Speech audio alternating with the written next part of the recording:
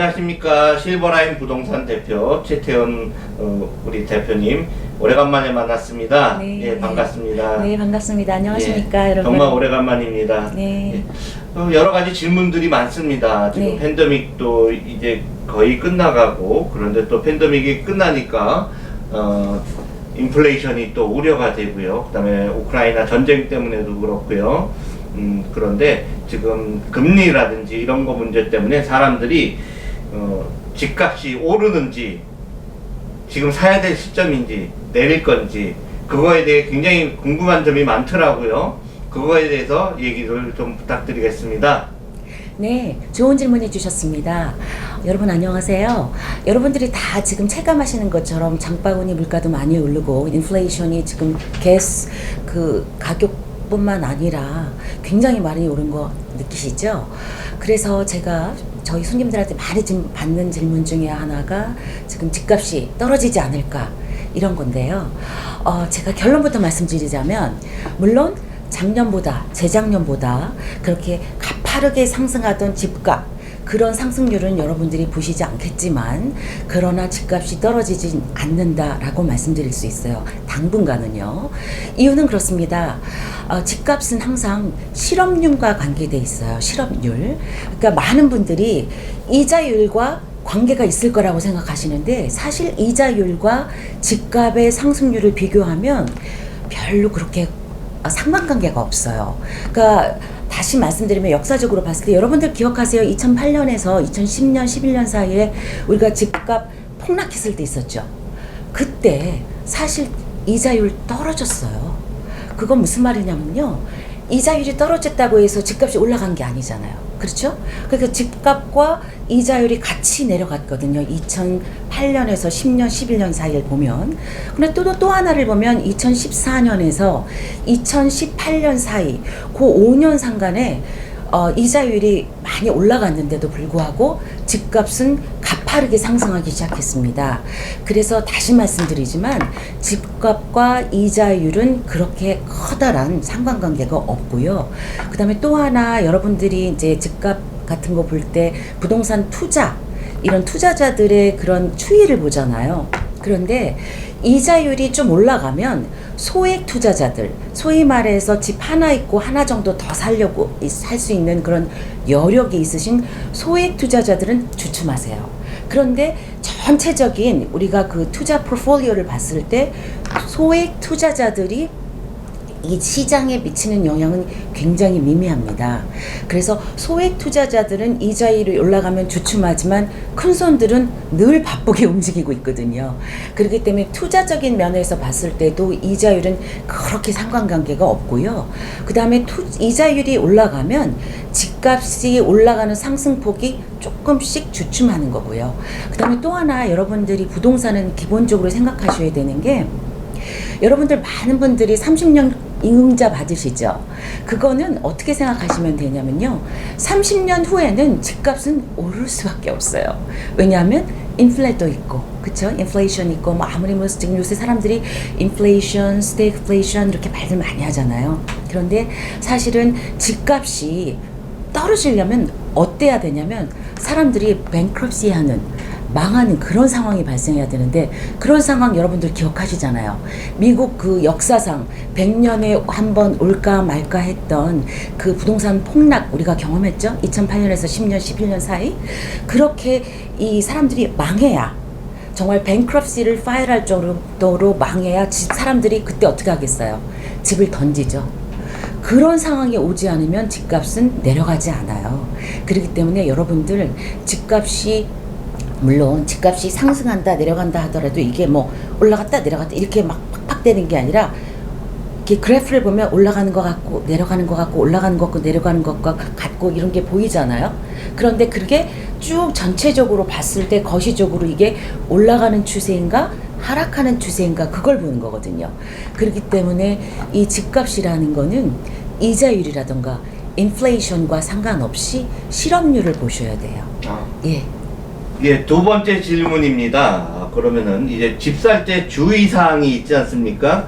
그것도 또 굉장히 중요한데, 물론 많이 알겠지만은 다시 한번 짚고 넘어갔으면 좋겠습니다. 네, 감사합니다. 집은요, 사람들이 지금 많이 질문하는 것 중에 하나가 지금이 살 때냐, 사지 않을 때냐, 이런 거 말씀하시는데, 여러분이 생각하시는 게 부동산이라는 게 무슨 말이에요? 동산과 다른 말이죠. 동산과 다른 말이라는 건 무슨 말이냐면, 동산은 캐시 같은 거잖아요. 내가 현금으로 바로 쓸 수 있는 유동자금이죠. 부동산은 그렇지 못한 자금이에요. 그러니까 그거는 일단 묻어놓는다고 생각하시는 장기 투자이거든요. 그렇기 때문에 만약에 단기 투자로 우리가 이렇게 그 리턴을 받으시려면 주식을 하셔야죠. 그렇죠? 그래서 부동산은 그냥 장기적으로 30년 묻어둔다, 이렇게 생각하시고 하는 게 부동산이기 때문에, 지금이 집을 살 때인가요? 사지 말을 때인가요? 추이를 봐야 되나요? 그런 질문을 하실 때 제가 항상 말씀드리는 게, 여유가 되시면 내가 정말 너무 내 그 스트레치에서 내 재정 상태와 상관없이 너무 무리해서 투자를 하는 게 아니라면 렌트하는 것보다는 집을 사시는 게 당연히 좋습니다.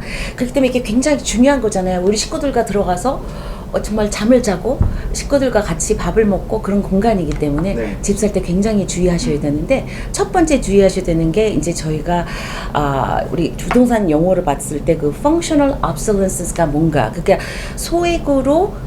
소액의 그 돈으로 고칠 수 있는 것, 이런 거에 목숨 걸지 말자, 이거 말씀드리고 싶어요. 그래서 집을 보러 가셨을 때 여러분들이 집에 만약에 뭐 벽이 좀 구멍이 좀 있다던가, 뭐 스크래치가 났다던가, 집이 좀 더럽다던가, 뭐 페인트가 안 돼 있다던가, 뭐 이런 것들, 네. 뭐 그런 것들 걱정하지 마세요. 아무리 집이 더러우면 500불 1000불이면 정말 업체 불러서 치울 수 있는 건데, 구멍 막는데 200~300불이면 되는 건데, 네. 그런 거에 사람들이 목숨 걸고 다 안 사시는 분들 계시거든요. 그거 굉장히 어리석은 그런 생각이세요. 왜냐하면 제가 얼마 전에 예를 들면, 저희 손님이 3.5% 그 FHA 론을 해서 집을 사셔야 되기 때문에, 그분 같은 경우는 다운페이가 많지 않아서 이 뭐 20개, 30개 경쟁 들어가는 오프들 많은 그런 집들 살 수가 없어요. 네. 그래서 그거 말씀드렸고, 근데 그거 잘 이해를 못 하셔서, 그분도 많이 배우신 우리 컨트랙터인데도 이해 못 하시고, 그래서 우리가 넣어갖고 거의 그 페어팩스에 있는 타운하우스였는데 50만 불대를 보시는 분이, 그게 결국은 저희가 넣었던 오퍼가 58만 불에 낙찰되는 걸 봤거든요. 네. 그 손님은 살 수 없는 그런 상황이에요. 그런데 저희가 오프 더 마켓 하는 거를 하나 찾아냈는데, 그게 52만 불에 나온 집이었는데 집 네. 상태가 엄청 안 좋았는데 로케이션 너무 좋았거든요. 저희가 조금 깎아서 51만 5천에 샀습니다. 네. 근데 그거 제가 봤을 때 10,000불 안짝에 다 고칠 수 있는 집이에요. 그런 것들, 그런 거 있을 때는 사셔야 되는 거죠. 네. 그래서 그런 거가 하나 주의하시는 거고요. 그 다음에 이제 우리가 external obsolescence라 그래서, 예를 들어서 집이 막 대로변에 있다던가, 기찻길 옆에 있다던가, 아니면 공항 바로 옆에 있다던가, 뭐 이런 거라면, 이거는 내가 주인이 집을 아무리 깨끗하게 고친다 하더라도 그 철도를 기찻길을 옮길 수도, 대로변을 옮길 수도, 네. 그쵸? 공항을 옮길 수도 없는 거잖아요. 네. 그래서 그런 것들은, 물론 그 집이 지금 포세일러 나왔던 건 누군가가 샀던 거죠. 네. 그러니까 내가 살 수도 있죠. 그러나 그런 것들, 그런 주변 환경을 내가 고칠 수 없는 거는 웬만하면 안 사시는 게 좋겠죠. 아니, 물론 사실 수는 있지만, 그게 만약에 마켓이 안 좋을 상태에서 내가 팔아야 되는, 굳이 네. 그런 상황에 처하게 된다면, 그럴 때는 좀 싸게 파는 방법은 있겠지만 웬만하면 그런 거 안 하시는 게 좋겠죠. 네. 그 다음에 이제 또 세 번째로 하나 말씀드리고 싶은 거는, 내 눈에 보기 좋은 집은 누구에게도 다 좋게 보여요. 네. 그러니까 그거는 살 때 경쟁도 되겠지만 팔 때도 경쟁이 좋거든요. 네. 그러니까 그런 거 너무 내 취향에 고집하지 마시고, 누구에게 또 보기 좋은 집, 그런 집을 선택하시는 거를 말씀드리고 싶습니다. 아, 예, 알겠습니다. 그리고 또 요즘 새 집을 짓는 곳들이 많아요. 네. 집이 모자른다 그래서 그런지 네. 건축업자들이 네. 좀 많이 그 새 집을 짓더라고요. 그럼 새 집을 짓 때는 뭐 거기서 다 해주고 계약서 작성해주고 뭐 이러니까 뭐 에이전트가 필요 없지 않느냐라는 그런 분들도 있어요. 네. 그런데 많이 이제 계시죠. 그 새 집을 살 때는 반드시 에이전트가 필요한지, 그거에 대해서도 많이 물어보시더라고요. 네, 너무 좋은 질문 해주셨는데요.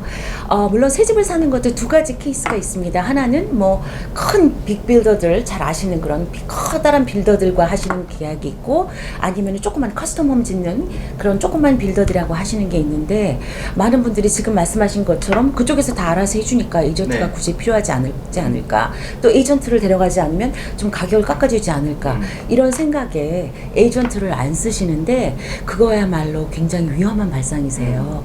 왜 그러냐면 그쪽에서 다 해준다는 건 뭐예요? 그쪽에 유리하게 다 해주는 거거든요.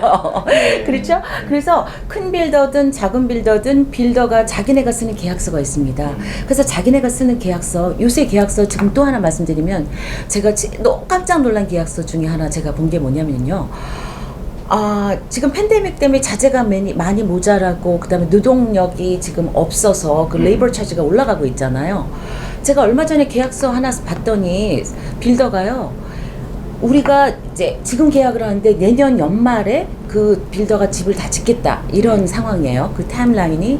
그런데 지금 계약한 그 타운하우스가 현재 칸도식 타운하우스였는데 너무 비싸더라고요. 거의 90만 불이 넘었는데, 네. 그때 가서 자재값과 그 다음에 그 레이버 차지가, 노동비가 바뀔 때에 따라서 집값이 약간 상향 조정될 수도 있다, 이런 구조를 넣었더라고요. 근데 그거를 보통 일반 소비자들은, 그 사람들이 그거를 사인시킬 때 설명 다 해주지 않거든요. 내가 그냥 사인하는 거거든요. 우리 손님이 그거 그냥 사인하실 뻔했어요. 그런데 제가 그거, 물론 저는 변호사는 아니지만 어떤 종목을 봐야 되는 거, 항목을 봐야 되는 건 알잖아요. 그래서 이거에 대해서 제가 브레이크를 걸었어요. 그랬더니 꼭 그런다는 건 아니고 그럴 수도 있다, 이런 항목이라는 거예요. 그래서 제가 말씀한 거는 뭐였냐면, 이거를 빼자 했더니 뺄 수 없대요. 그건 그 소리는 뭐예요? 빌더는 지금 올리려고 할 생각이 있는 거잖아요. 그렇죠. 그래서 제가 어떻게 지금 네고시에이션을 했냐면, 전체 가격에 3% 이상은 못 올린다라고 거기다 제가 넣었어요. 그랬더니 안 된대, 10%래. 그래서 와, 그 소리는 처음부터 10% 생각을 하고 있었던 거잖아요, 네. 얘들이요. 그렇죠? 근데 결국은 그래서 저희가 네고시에이션에서 3%에서 마무리를 했습니다. 그래서 우리가 지금 현재 계약서에서 3% 이상은 못 올리는 걸로 했는데, 그런 식으로 terms를 바꿀 수 있고요. 그 다음에 또 어떤 빌더가 얘기하는 거는 appraisal이, 그러니까 무슨 말이냐면은 집 감정이 안 나와도 상관없이 사야 된다, 이런 구조를 넣는 경우가 있어요. 요새는 뭐 어프레이저 별로 걱정하지 않지만 그것도 네고시에이션에서 저희가 없애는 경우도 많이 있거든요. 그래서 그런 그 계약서의 기본 term, 그게 굉장히 중요합니다. 네. 그래서 그런 것들을 저희가 네고시에이션 해드릴 수 있고요. 이제 또 하나는 또 어떤 게 있었냐면, 요새 지금 어플라이언스들, 지금 뭐 냉장고라던가 뭐 오븐이라던가 디시워셔라던가 이런 것도 좀 많이 모자라잖아요. 네. 근데 도리어 그 가격대가 낮은 뭐 LG나 삼성 같은 거, 제너럴 GE 같은 거는 그래도 좀 수급이 되고 있어요. 네. 근데 덤머더라던가 바이킹이라던가 아주 조금 뭐 10,000불, 20,000불, 30,000불 가는 그런 어플라이언스들은 지금 도리어 백오더 돼서 안 되고 있는데, 이 빌더들이 그 브랜드를 바꿔치기 하는 그런 일들이 좀 있어요. 그래서 그런 것도 저희가 컨트랙을 쓸 때 아예 명시를 합니다. 네. 뭐 냉장고는 어디 브랜드, 뭐는 어디 브랜드, 그렇게 해서 모델 같은 것도 딱 넣고, 만약에 그걸 못 해줄 때는 이코블런트 그거에 해준 거. 그다음에 또 하나는 우리가 들어가서 반드시 살 때 냉장고랑 디시워셔 뭐 오븐 없으면 못 살잖아요. 네. 그러니까 만약에 그게 100오더 되면 일단 그거와 비슷한 거를 먼저 템포러리에 주고 잠정적으로 주고, 다시 그게 오면 주는 걸로 또 어덴덤을 또 거기다가 또 계약해서 쓰기도 하고요. 그다음에 이 프로세스가 되게 많은 게, 저희가 빌더가 해준다고 해서 홈 인스펙션을 안 해도 된다고 생각하시는 분들 많거든요. 네. 새 집이라서 절대 안 됩니다. 그래서 이 드라이월 들어가기 전에 홈 인스펙터 잘 우리가 선정하셔서 홈 인스펙션 하시고, 또 드라이월 붙인 다음에도 홈 인스펙션 한번 하시고요. 네. 그거 너무 홈 인스펙션 비용 아까워하지 마시고, 그 비싼 집을 사는데 네. 몇백 불 아까워하지 마시고 하시는 게 좋은데, 빌더는 안 해도 된다고 말하거든요. 그래서 그런 모든 그 프로세스, 그 홈 인스펙션을 하는데도 그 자리에 가서 봐드리고, 또 워크드로 할 때도 봐드리고, 그다음에 또 하나는 빌더가 자기네 인하우스 랜더나 인하우스 그 자기네 그 회사 안에 있는 자회사 그 융자 회사나 자회사 그 세르먼 컴퍼니를 많이 쓰도록 종용하거든요. 근데 그것도 마찬가지로 얼마 전에 저희가 있었던 케이스가 하나 있었는데 빌더가 자기네 자회사 융자 회사를 쓰면은 이만큼 크레딧을 준다. 뭐 클로징 코스트를 도와준다 이렇게 얘기했는데 레이시 엄청 높더라고요. 그래서 저희가 어떻게 했냐면 저희 손님한테 아웃사이드 랜더 밖에 랜더한테도 한번 비교를 해봐라. 네. 그래서 그거를 에스티메이트를 받아갔더니 그거 보고 또 빌더 랜더가 그 융자 회사가 자회사에서 조금 레이트를 맞춰주기도 하고 몸판 붙여줄 때는 어떨 때는 또 밖에 회사랑 쓰는 게 더 낫거든요. 그래서 네. 제가 지금 6월 달에 클로징 이번 달에 하는 것 같은 경우에는 밖에 회사를 씁니다. 2만 불 포기했어요. 클로징 커스트를. 2만 불을 포기하고 밖에 회사를 써도 그게 도움이 될 때는 밖에 융자 회사를 쓰는 게 낫거든요. 네. 그래서 그런 거를 다 비교해 드릴 수 있는 게 저희 잡이에요. 그렇기 때문에 새 집을 사실 때일수록 정말 반드시 주변에 명망 있는 에이전트와 잘 상담하셔서 좋은 그런 트랜잭션 하기를 부탁드립니다. 아, 예, 감사합니다. 옛날에 제가 그 비즈니스 빌딩을 하나 산 적이 있었어요. 네. 새로 진 건물인데 네. 그 하수도 배관이 네. 외부 거하고 연결이 안 된 상태로 그냥 계약을 해서 파는 거예요. 근데 뭐 가서 볼 때는 물 내리고 뭐 이거 할 때는 당분간은 괜찮더라고요. 그렇죠. 그런데 한 달 지나고 보니까는 그게 안 나가는 거예요. 그래서 어디가 막혔나 뭐 그래서 결국에는 확인해 보니까 밖에 배관하고 최종적으로 연결을 안 해놨더라고요. 예, 그런 일이 있었어요. 그러니까 반드시 인스펙터가 네. 그 인스펙을 하는 게 당연하다라고 생각이 됩니다. 네, 예. 맞습니다. 예, 지금까지 너무나 감사했고요. 좀 자주 이 촬영을 했으면 좋겠습니다. 네, 감사합니다. 또 금방 뵐게요. 무더운 여름이 다가오고 있습니다. 건강 또 조심하시고요. 건강한 게 최고입니다. 그 다음에 다시 말씀드리지만 부동산 투자는 장기입니다. 사실 부동산 뒤에 투자라는 말이 붙는 게 사실 저는 어불성설이라고 생각해요. 부동산은 장기로 묻어두는 거니까 그렇게 너무 좁아짐 내지 마시고 렌트 값이 20%에서 또 대도시는 50%까지 올랐다고 하죠.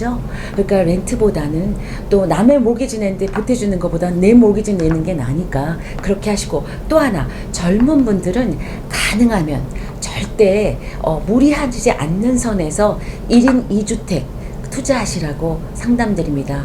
물론 여러분들 지금 은퇴를 앞두시고 은퇴하신 분들은 절대 스트레이트 하지 마시고요. 갖고 계신 집 페이오프 되셨으면 그거 그냥 지키시는 게 최고고요.